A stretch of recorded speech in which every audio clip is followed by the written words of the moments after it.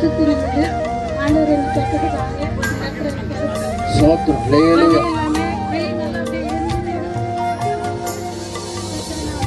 சோத்திரம்.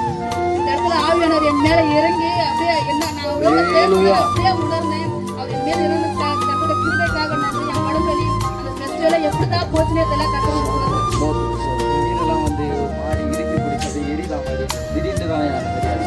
அதுக்கப்புறமா அவர் வந்து தொட்டார், என்ன தொட்ட உடனே என்ன ஆச்சு, எப்படி சரியாயிடுச்சு. ஹல்லேலூயா.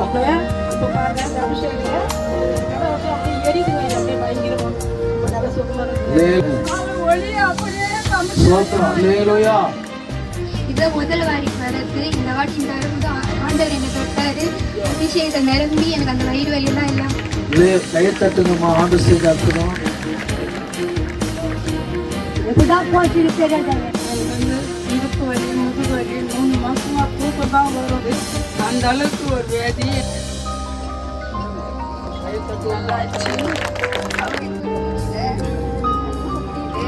அதனால என்னை இந்த இடத்துக்கு வரக்கூடாத அளவுக்கு பிசாசு வந்து நான் வீட்டு பக்கத்துலேயே வீழ்ந்து எனக்கு ரொம்ப அடிபட்டிருக்கோம். அதனால கடவுள் வந்து என்னை தாங்கி பிடிச்சி இந்த இடத்துக்கு எடுத்துட்டு வந்தாரு.